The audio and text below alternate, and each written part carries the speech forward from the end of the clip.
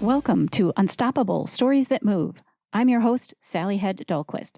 I've traveled all over the world to run marathons and am fascinated by the ordinary people who do extraordinary things. They just won't quit. No matter what life throws at them, they keep going. Mile after mile, challenge after challenge, they find a way to push beyond their limits. So listen as these seemingly normal people share their stories of resilience from the race course and beyond, and inspire us to keep moving forward too. Let's get to it. So hi everyone, I'm Sally Head Dahlquist here with the podcast Unstoppable Stories That Move. This podcast originated because I started a charity to raise $1 million for medical research. And today we're going to talk with Dr. Ann Bendel of Children's Minnesota, the hospital located in Minneapolis, because some of the money that we want to raise is going to go to support her project. And it's very exciting. I'm also here with Maddie Teagles, who helps keep the ball rolling with the charity and the podcast and everything. Happy to meet you today. Excited to be here. Yeah. For what you're doing. Yeah, so you were working with Dr. Mike Olin. We just got done talking with Dr. Mike Olin and Dr. Chris Martell at the University of Minnesota because they're developing a novel therapy based on peptide called CD200 as a way to treat childhood brain cancer, and at the same time developing a vaccine that could be this technology that could be used to cure all cancers. And they've also found that their peptide works to cure or stop growing breast cancer tumors that have metastasized into the brain. So it's 3 different ways that you guys are attacking cancer, and it's really amazing. Can you tell us more about your background and your role? So I'm a pediatric neuro-oncologist, and that means I take care of kids with brain and spinal cord tumors. And I am a clinical researcher, so I take ideas that have been worked out in the lab and then put them into a clinical trial and then test them out on patients. And the trial that we're doing with Mike Olin is based off it's been evolving over time. It started off with a vaccine called GBM6AD that was made at the University of Minnesota also by Dr. Olin and his team, where it is a vaccine that's made of a cocktail of proteins that are found on the surface of high-grade gliomas. And there was a trial several years ago that I had patients, and Dr. Martell actually ran that trial, and I sent him patients and he collected patients from other locations also. It was a relatively small trial where we did serial injections of this vaccine into our patients, and also gave a couple doses of radiation, which also works to help expose the proteins on the surface of the tumor. And the theory is that when you give this vaccine, which is a cocktail of proteins, that the immune system says, hey, that doesn't belong here. We have to attack that. And so it attacks the protein that you're giving, the vaccine that you're giving, but then it makes memory cells, and those memory cells float around in your body, and then they go up to the brain, they go, wait, there's this brain tumor here that has these proteins that are foreign, and then it attacks it. And so the studies in mice models, dog models looked very encouraging, and then when we did in the pediatric arena, we actually saw some immune responses, but not as much as we had expected, and it wasn't as effective as we thought it should be. And so Dr. Olin and his team went back to the lab and said, what's going on? Why is that the case? And what they found is that brain tumor cells, particularly this deadly type of brain tumor called diffuse midline glioma, they make this protein called CD200, and they express it on the surface of the cell. They secrete it into the environment around it, the tissue around it, and then that CD200 then attaches to immune cells and turns off immune cells. So the CD200 turns off your natural immune reaction that you would normally use to fight a tumor or any infection. Exactly. And so tumor cells are smart. So this is what they devised to be able to survive your own immune system. And so Dr. Olin went back to the drawing board and discovered that, although CD200 turns off immune cells, there's another receptor on immune cells that can be activated. And if it's activated, it overrides any suppression by CD200. So if, like, says, I realize CD200 is there, but who cares? I'm stronger stimulus. And then the immune cells can react. So he made this peptide called CD200 ARL that when you give it with the vaccine, with the CD200, you give some cream to stimulate the immune system over the surface where the vaccine is given. You give a single dose of radiation. We do all the same thing, but the thing that's newer is adding that peptide. That in mice and dog models we saw a really nice immune response and saw improvement in survival, shrinkage of the tumors, and so very excited about it. So before it can be treated before kids can receive it, it has to be run in adult trials. So they ran an adult trial at the university with 9 patients, and really the purpose was to figure out what's the safety of it and what's the appropriate dose. And so they didn't find any significant toxicity with it. And interesting, they were different type of tumor, high-grade glioma. They were recurrent. They had multiple different treatments before, so they already had underlying immunosuppression themselves. So not the best population probably to be testing it out on, but that's where we start. Yeah, you got to start somewhere. They didn't have any other options, so hopefully. And then what they saw is they really had 2 groups of patients. A group of patients that didn't really have much of an immune response and didn't really have an effect, a good effect. I mean, it didn't have a negative effect, but didn't really seem to help. And then there was a group of patients that actually had a nice immune effect, had some shrinkage, and had prolongation by quite a significant amount. This group of patients, their overall survival was 6 months, where this group of patients, the kind of average overall survival was 26 months. 6 to 26 months. Right. That's huge. Right. That, yes. So almost 2 years. Right, and longer. that's in a group of patients that are heavily pre-treated, and their immune system, is not up to snuff. So these patients, have they gone through numerous rounds of chemo and treatment for? Yes. So this was kind of their last resort, right, to give them a try. And so then, because of that study, we knew it was safe. We knew what the dose was for adults, and so then we could bring it into the pediatric arena. And at least, of course, I'm a pediatric neuro-oncologist, so that's my main interest. But really, these diffuse midline gliomas, which is what we're planning, what we're studying, is treating patients with that diagnosis. So they have a very high amount of CD200, higher than any of the other brain tumors that Dr. Motel and Dr. Olin have tested. And so we feel that they are, truly need something to block that to be able to have immune therapies work. And so we opened up this trial here at Children's, and it's called a phase 1 study. A phase 1 study looks at, like the adult one, we're really only going to enroll enough patients to look at, is it safe and what's the right dose. And we took the dose that was tolerated in adults, started at a little bit lower dose, and then we tested that dose, and a certain number of patients tolerated, and we can move up to the next dose level. If they tolerate it, we can move up to the next dose level, and that's the dose that adults tolerated, and showed good immune response. So then we give it another 6 patients at that level to confirm that there's no toxicity. And then once that study is done, then we move on to the second study, which is a phase 2 study, and that's where we do a larger number of patients, and the purpose of that is to look at the effectiveness of it. Yeah, are those patients living significantly longer than without traditional treatment? Exactly. So some people say, if you're in a clinical trial, it's not no treatment versus experimental treatment. It's kind of traditional treatment in your control group versus experimental. Can you tell us what what would happen in that phase 2?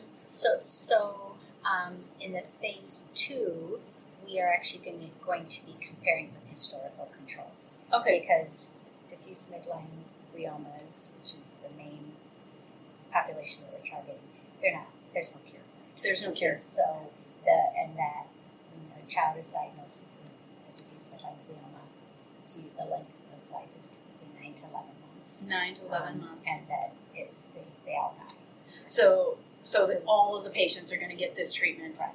And maybe like the adults, hopefully at least half of them will live a little longer. Or, their children, maybe they're a little more resilient with their immune system.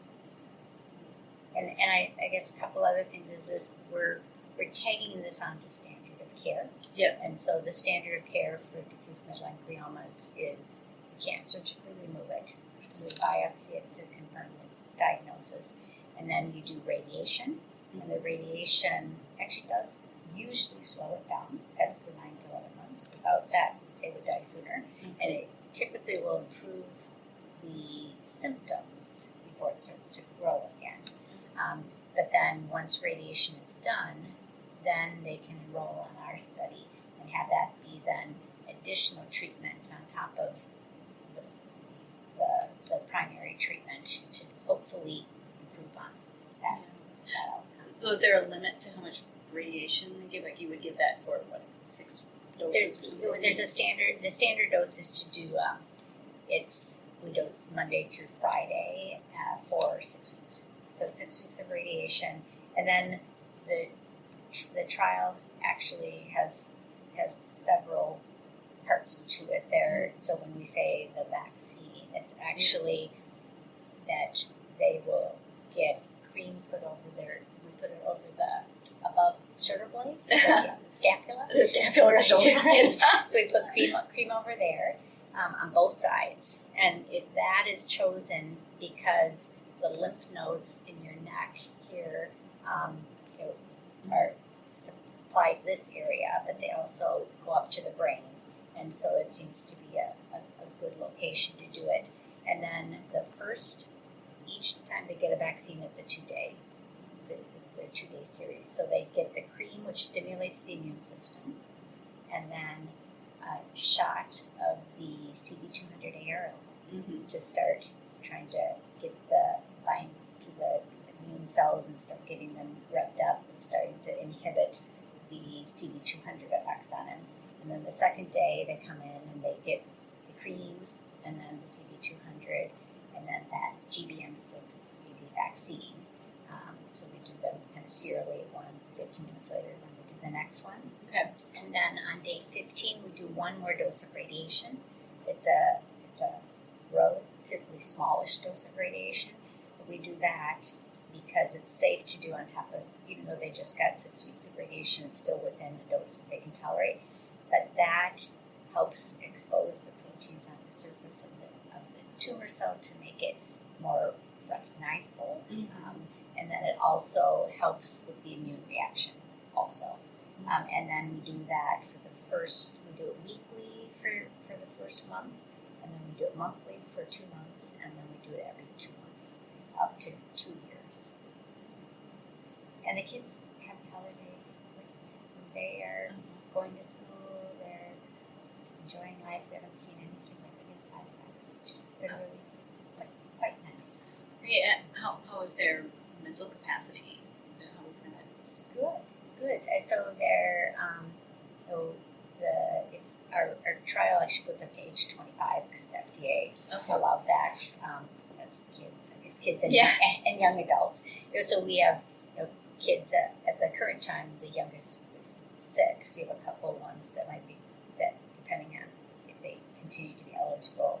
They're 4 and 6, so they would be a little bit younger, but then up to the later teens. And they all, where this is located in the brain is the brainstem, which is the area where it doesn't have any cognitive capacity. It's the motor fibers, the sensory fibers, the facial movements, your breathing, your bladder control, your respiratory center, heart center is all there. But cognitively, they're usually totally fine. And what their symptoms are when they present is they present with like their eyes crossing, like a facial droop, arm or leg not working because of weakness, balance balance issues, bladder issues, Okay. or not being able to urinate. How would you explain what you're going to do if you we're going to explain it to a 10-year-old little child? How would you explain what you do?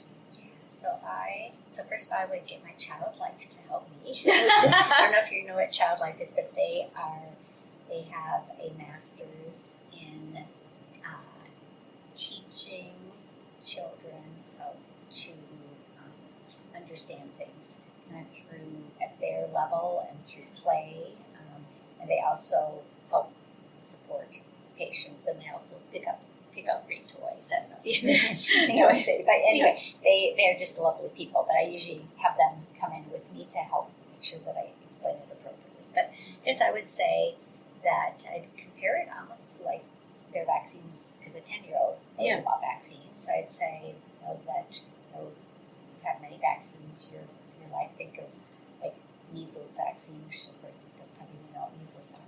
Good. That's a good thing. Yes. If measles have been eradicated in the U.S. Right, but with measles vaccine, they take protein from the surface of the measles virus, they inject it into you, and then your immune system says, "Oh, what's that doing here?" and attacks it. But then it also makes it remember that measles virus is foreign and doesn't belong in your body. And so then, if a real measles virus exposed to from a friend or whatever, which shouldn't happen these days, but it can, then your immune system says, "Oh, I've seen that before, and that doesn't belong here," and then it revs up a response and kills it before it can take hold. So we're doing sort of the same idea with the vaccine. We're going to give you serial shots, and by doing that, we're going to give proteins that help your immune system say, "Nope, your tumor doesn't belong here. I'm going to attack it." Nice, at a simple language where they can understand. Yeah. So, yes. Yeah. When we talk to Mike with the technical details, you really get lost in the weeds. Yeah, there. I do too, actually. Well, you geek out on it. You're a scientist yourself, Sally, so you're just right in there. Yeah. My degree is in genetics and cell biology. Okay, yeah, so we could probably have a good conversation. Yeah, my specialty was apoptosis and programmed cell death. Oh, okay. So why did the leaves fall off the trees? They fall because they're programmed to do so. They have these caspase enzymes, and boom, the leaves fall off, and then they grow back again. The apoptosis is very important for killing off cancer too. Yes.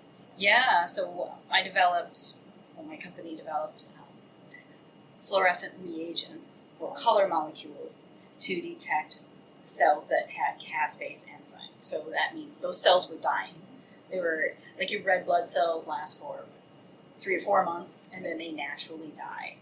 And then they're automatically replaced, and there's no damage. Like when you get a cut, I'm getting a cut in my head right now, you get a scab and some inflammation, but when your body is naturally repairing itself, it doesn't cause that immune reaction. It's just naturally replaced, and you're fine, and you move on. Your body's stronger than ever.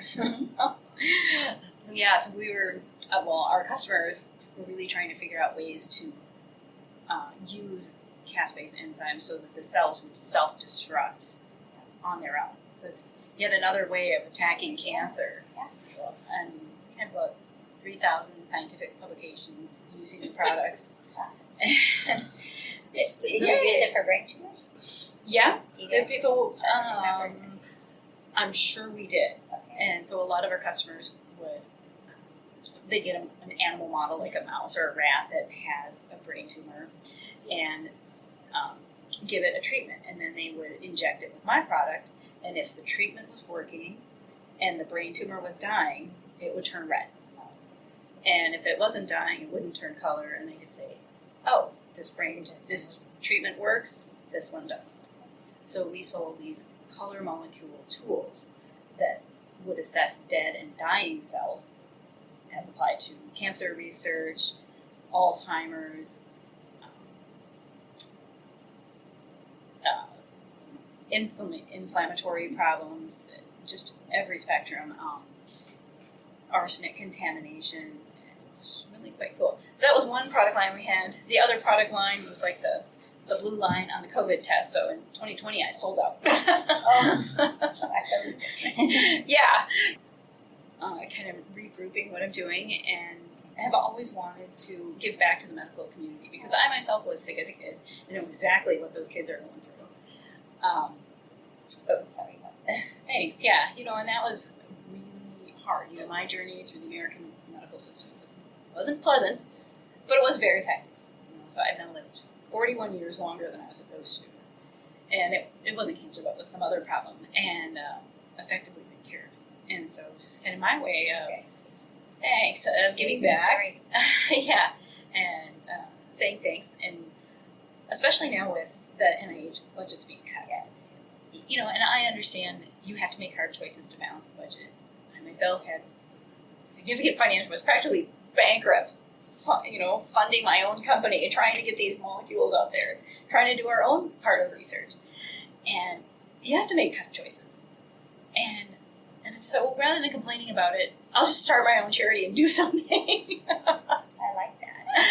And Dr. Olin has been a longtime friend and collaborator at the university, and his project is immediately... Did you know him when you were in medicine? Yeah, we used to work together. Yeah, so he actually used to do quality control for me with our molecules.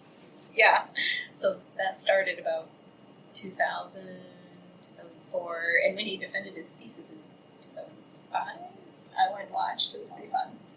So we do have a long connection. Yeah, and his colleague Sumant Tuan was... I know the name, but I don't.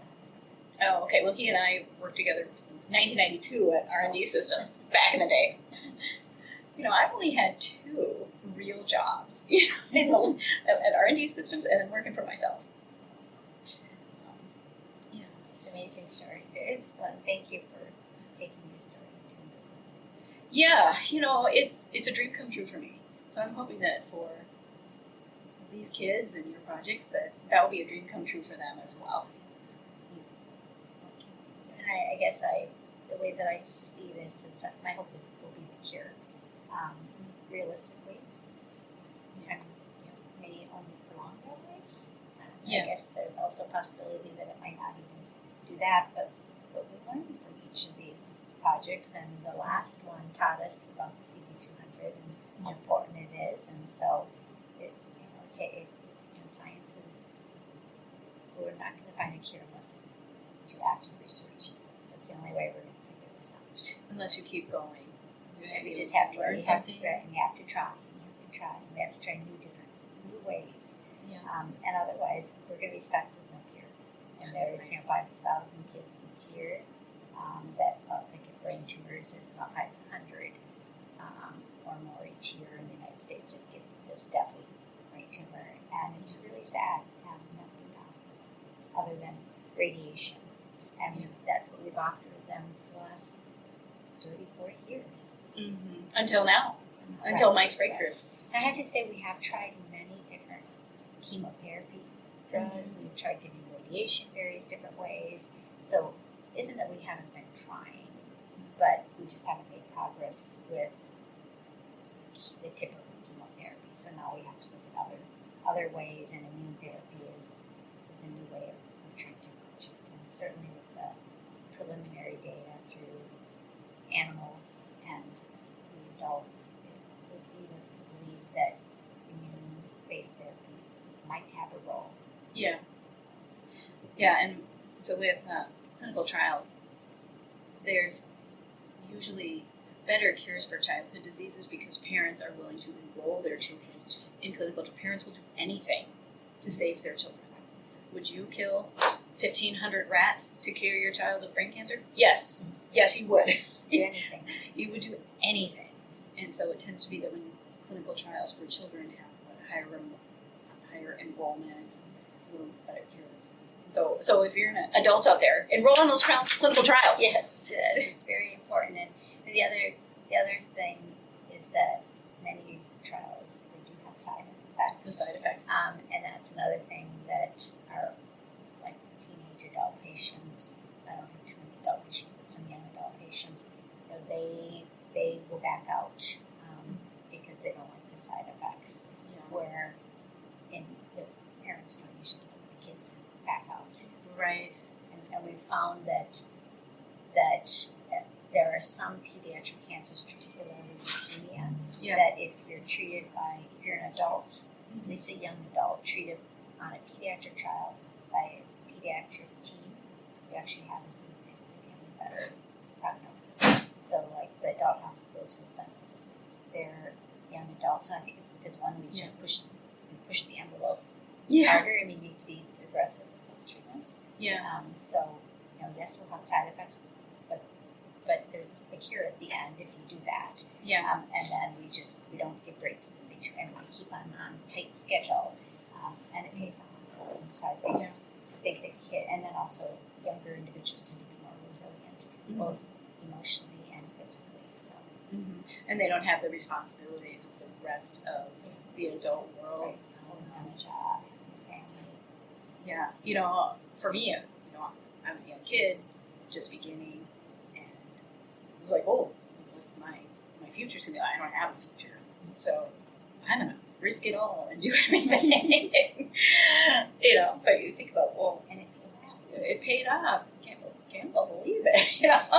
I'm here, but it's still sometimes it always feels like a miracle. And hopefully we can help fund that miracle for others people. Yes, I mean, it's the only way we're going to make a dent in this. And it's not just a U.S. problem. It's a human problem. It's a global problem.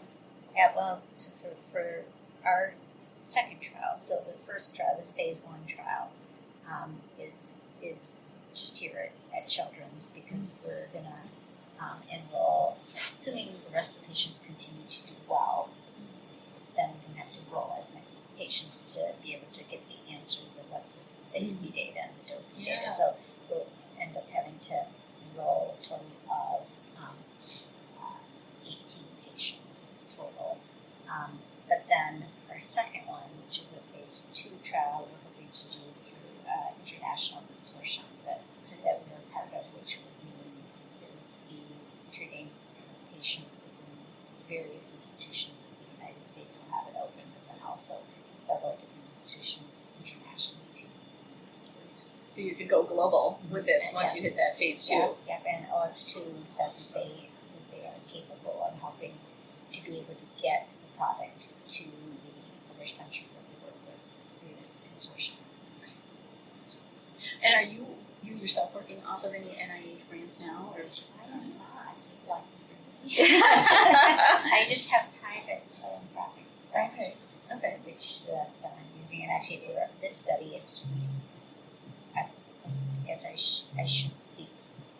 I guess I don't know exactly all the grants that OX2 might be using, but the ones that I'm aware of are all private ones. Okay. But we also don't have right now coverage to be able to do the phase 2 study. We need to, and we don't quite have all the money yet to finish the phase 1 study also. And so that is an ask that we have to the philanthropic community, is that please help us be able to raise more money so that we can fund the study, so we can get the answer on the safe dose, and then we can move it to the next phase to see if it's effective. Yeah. So Chris Martell was throwing out $20 million. That's It's big money. it seems like a bit of money, but for a clinical trial, I don't think it's big enough. It seems like it'd be money well spent, effective money, and since it has such a bigger ramification with other metastasized tumors. Yeah, I mean, this It's is a drop in the this bucket. is a stepping stone. It's going to bring us, learn more about how it works and the side effects and the dosing, which we're doing for this trial, but that's going to open up opportunities for the breast cancer and other types of brain tumors and other types of tumors. Mm-hmm. And the OX2 told me that just the drug alone, the two drugs that they're doing, so the vaccine, G1680, and this new peptide that they made, this CD200 from ARL, that for 1 year of the vaccines, it's $40,000 per patient.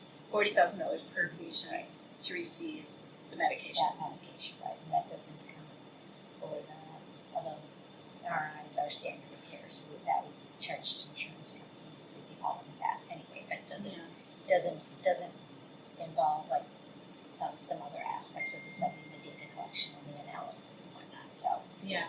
so if it's a 2-year trial, each patient it's it's going to be 80,000 just for the drug, and then on top of that, another so 20,000. So Yeah. that's just one patient. And the next trial that we're doing, I think for the DMG population, we're going to test some other types of tumors also as our hope. But we need 20 patients to be able to see if it's truly effective. Yeah. 20 patients. Yep, a population is 20. Right, exactly. So right, I guess. Yeah. What's it like to be a part of a team that's pushing forward with research and implementation on what they're finding? Very rewarding. And I can tell you the other side of the coin, that when patients come in and you don't have anything to offer them, it's just really hard to tell families Yeah. that There's nothing. that there's no cure, there's no hope. Yeah. Yes, there's hope. I can hope along the life, there's not hope that I'm going to cure your child. And we recently had a family that the little girl, who's a toddler, was diagnosed with the DMG that we've been talking about, and the father's brother, 20 years earlier, had the exact same tumor, and they were flabbergasted that he had nothing more to offer than 20 years ago. So do you think it might be a sex linked? No, actually, we don't. I think that's just a fluke. I mean, or it's a genetic. It typically we don't see these in families. I mean, there may be some genetic link that we haven't figured out yet. When we do just a routine panel of looking at genes that we know are cancer predisposition genes, that wasn't found in their family. But so it's weird that happened. But chance could happen by chance, but it just tells you we just made no progress. And it's not that we haven't tried. Yeah. We made no progress, and so we just have to work hard. And one of the reasons why I think we've been slow at making progress is that for years we never even biopsied these tumors because they were looking to bring stem. If you biopsy it, there's always a risk you could cause more side effects, and you don't have a cure anyway. So you want to make them weaker on one side or have new neurological symptoms. They're not going to survive anyway. Don't make it worse. Right. And so we did a trial, a national trial, about 10 years ago, where we said we'll just biopsy these tumors if families will let us, so that we can start understanding the genetic changes within them. What growth pathways are turned on, or what other drugs should we be using besides just routine chemo? Can we target them better? And so then we found that we could biopsy these tumors safely. There was some risk, but we could, and that nobody died from it, and most of the side effects were not significant or temporary. So that's become the standard of care based on that study. But then it also allows us to understand the biology and why these tumors are going, what pathways, and what's the immune system like in there, and then that has opened up new research, new drugs, new ways to approach it. Is there a common misconception about clinical trials that the public has that you'd like to dispel? I don't know all the misconceptions, but I'd say almost all of my patients' families are interested in a clinical trial if I explain in detail the pros and cons of it. And in any pediatric cancer, not just brain tumors, right now we don't cure 100% their side effects from our treatment. We don't know why they happen in most cases. So every single case we could learn from, and the only way we're going to learn is if we use their child as a way to understand. And most of our studies, I mean, we have a lot of different sorts of studies, but certainly our treatment studies, none of our treatment studies really have a risk to a person. Right. The outcome, we are usually taking either there's nothing there, so might as well try something different, which is what this case is. Or, okay, we've got like 70% chance of cure, but we want to be higher. So let's take the standard chemo that we're using and let's try something different. Like, add something to it, and either treat half the patients the old way and half the patients with the new treatment, or use the historical controls for those who to be the comparison. Or sometimes we have patients that we have a 80-90% chance of cure, but then half of them have hearing loss from the chemo that we gave, or they have cognitive dysfunction because of the radiation we gave. And so in those groups, we offer reducing some aspects, which may or may not reduce the cure rate by some extent, but will improve the quality of life. And then each of these studies, we have biology components to, like, can we look at your genetic makeup of your child's just blood, their inherent genetic makeup? Can we look at the tumor's genetic makeup and try to figure out, why these form? Can we get samples from both the parents to help us understand why? Can we look at the environmental factors, what have we been exposed to, or where were they born, what's their ethnicity, to look for environmental or other inherited factors. So it could be, and then the other option is, you're not family, Right. study. But there's an advantage, and then also I think the one thing that really gets people is that it helps the future children. Yeah. So maybe my child may or may not benefit from this, but if it looks like it's a hopeful treatment, and then we learn something that will help the next child be able to have a better chance of cure, a lower chance of side effects. And I think that most people want the best for everybody, and if they want some good to come out of their child's situation. Yeah, people ask me a lot about clinical trials and should they enroll or not. I just generally say yes, there's one going on, and then they say, well, do I have to move or relocate or go to a fancier hospital? Do I need to move to Rochester, Minnesota, and go to Mayo? Do I need to do this?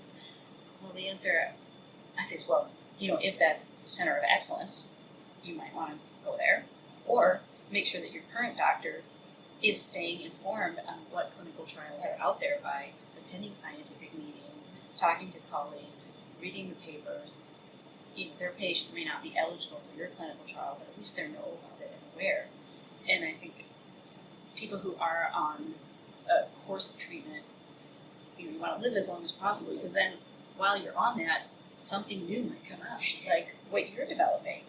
And especially since your solution also includes this potential cancer vaccine, stimulating the immune system, that I find that most exciting for everyone who's currently receiving cancer treatment, that there is a little bit of hope that these vaccines are in development and it could potentially work for that cancer.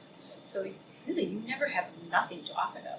People have Ann Bendel to offer them because she's working on these cancer vaccines that could be applied across the board. So someday, that's the goal. Yes. And we you had asked about grants. We do have a grant from a local group, Human Fight for Tumor, which is a Brain Tumor Foundation, that is helping us be able to fund travel. So Funds of travel, yes. Travel, lodging, and food for the child and parent, and two adult companions to accompany them, so that we have had patients out of state. Most of the patients have been within the state. We've had from Fargo, from New York, and from various other places, and they have to travel a distance, and it ends up being 3 to 4 days here and there, not that often, but enough that would get off of them to be out of pocket, and it can make them not be able to participate if they don't have the means. So. And I know there are pilots on standby. Yes. That they volunteer their airplane, their flight time. They'll bring the kids down to wherever hospital they need to go. They'll do organ donations on their flights. Yeah, we do use that too. Actually, my family from New York, they used a combination of our funds, or if these I can't. There's a couple of different ones. I can't remember. Theirs was an Angel Flights found it, they liked it because the pilot would just sort of hang out in the city here until they were Yeah. done. And they'd fly him back home, so they just had their own private little pilot there. Yeah. And then my understanding is that those pilots need flight time. They need flight time and they need night flights. Landing, they need like once a month to land at night. So they're they're getting what they need to stay licensed, right? And then More than a joyride. yes, exactly. Oh, I did want to know. So more about you. What makes you unstoppable? What drives you to do this work? Why did you get into it? I think I got into. Well, I always wanted to do something with children, and I always wanted to work in a field that work out with people directly. In interaction with people, and then I think it was during high school actually that I became just fascinated with the human body and just couldn't believe how it worked, and so then I decided I would go into medicine, and then I don't know.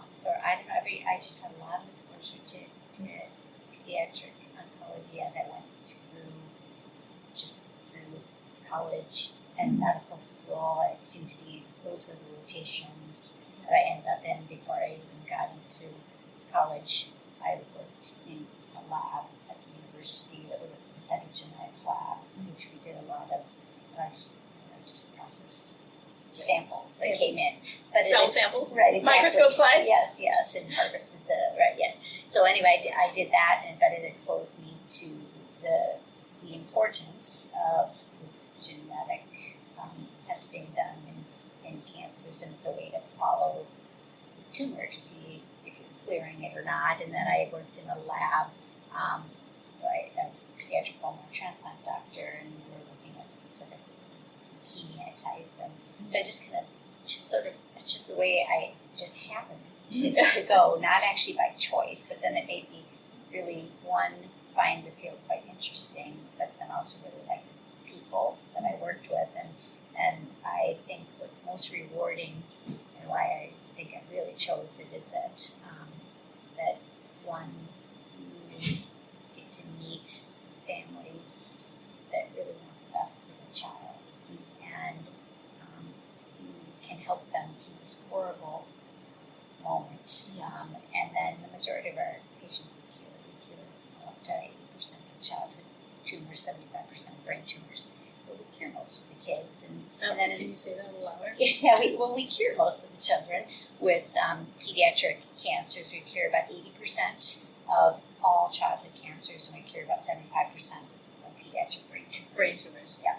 And that's all through research. Yeah. And that we've gotten that far. We started with just surgery and radiation, and at that we were curing 40-50% at best. And now this is where we've gotten with collaboration and chemotherapy and multifaceted treatments. And then I've loved oncology because of that relationship that you form with families, and the hope that you can give families. But then also it's a field that needs to continue to be researched, and it's not stagnant. We've got to keep understanding the tumors better and finding better solutions, and that clinical research is how we do that, and I find that very rewarding. That this is my 32nd year of practicing, and we've had so many successes through clinical trials. Wait, are you a brain surgeon?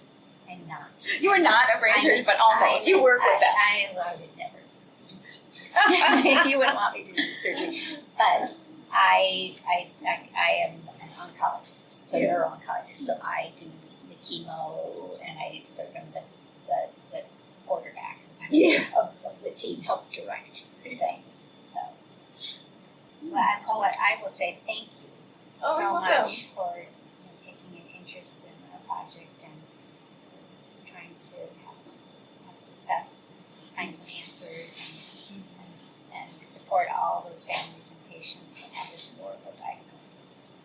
It gives them hope, and hopefully will give them a longer time with their child and even a cure.